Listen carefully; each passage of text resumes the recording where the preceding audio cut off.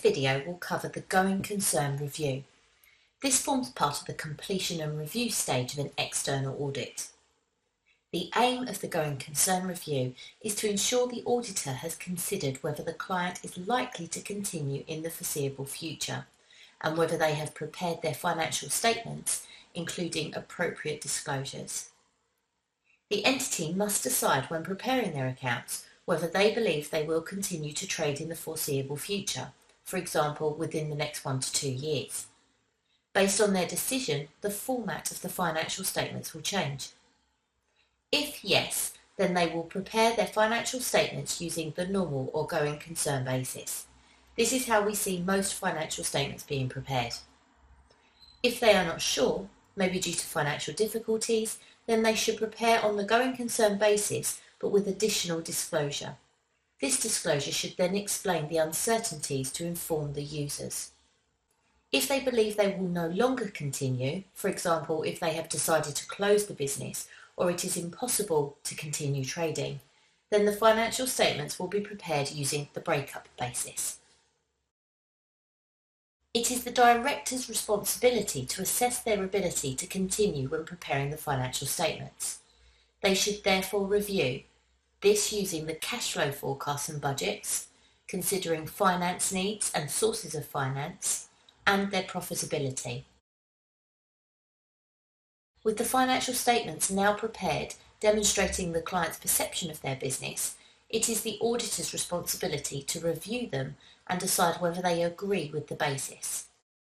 ISA 570 states that the auditor must identify if the financial statements are being prepared using the appropriate basis.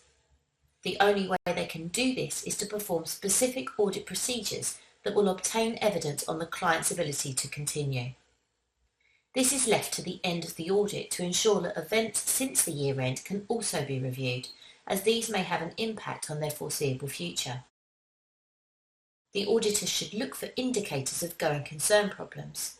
For example, indicators include imminent bank overdraft reviews by the bank, slow payments to suppliers, failure to pay staff, customers not paying or significantly slower to pay, defaults on loan payments, tax payments missed and fines, industry or competitor changes, loss of market share, net current liabilities, net cash outflow, and making losses. The auditor should perform audit procedures to obtain evidence that supports or questions the decision made by the directors on their going concern basis.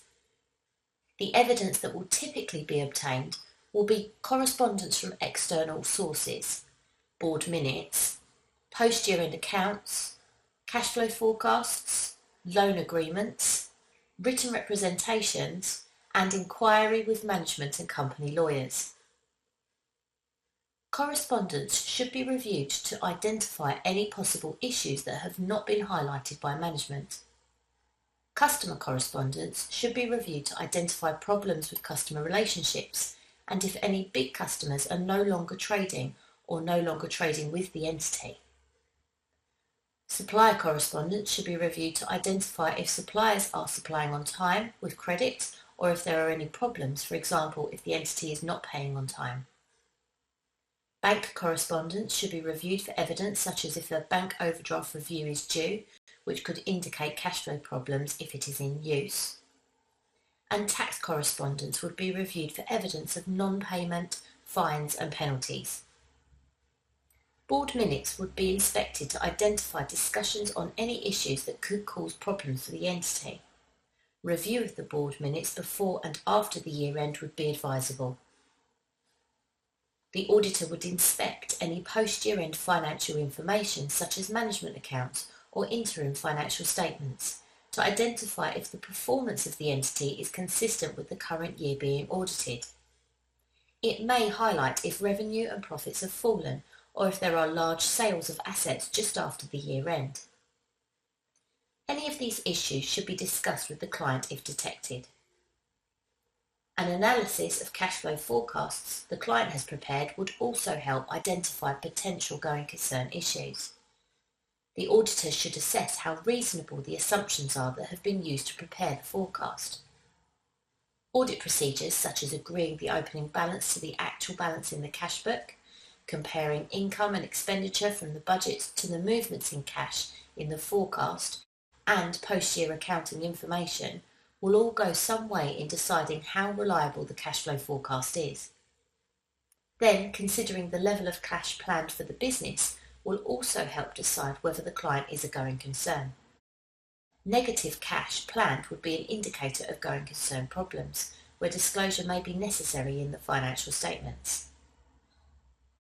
Inspecting loan agreements held by the client is important so the auditor can highlight if any loan covenants exist or if a loan repayment is due. If conditions are attached to loans, for example, the company must ensure debt is kept below a certain limit, the auditor must assess if these covenants are in breach.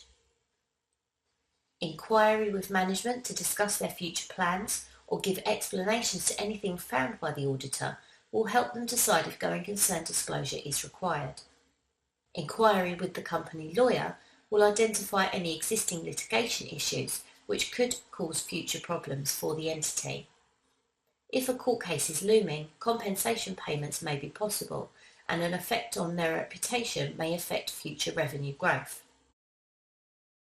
Audit procedures such as these mentioned will assist the auditor in gathering evidence to decide whether they agree with the going concern basis used. If in agreement with the client and the entity is a going concern, there is no further work needed. If there are issues, or the auditor disagrees with the basis used in preparing the financial statements, then the auditor must discuss this with the client and advise what will happen next. Firstly, if the auditor believes the entity has a going concern problem and disclosure is necessary, as long as disclosure is adequate in the financial statements, then the auditor can issue an unmodified, unqualified opinion. However, the audit report should be modified with an emphasis of matter paragraph to highlight the uncertainty and make reference to the disclosure included in the financial statements. If disclosure is needed and the client refuses to include anything in the financial statements, the auditor should discuss the impact this will have on the audit and the audit report. From the auditor's perspective, if they believe disclosure is required, then without it there is a material misstatement. The audit report would be modified with a qualified opinion. This is likely to be an adverse opinion and the basis of opinion paragraph explaining the uncertainty to the client's future. In this video we have covered the aim of the going concern review, how going concern affects the financial statements and the director's responsibilities, the auditor's responsibility towards going concern disclosure, the typical indicators of going concern issues for the entity, the typical audit procedures carried out by the auditor to establish whether the client is a going concern, and finally, the conclusion of the auditor's work in this area and how it affects the audit report and opinion. I hope you found this video useful. Thank you for watching.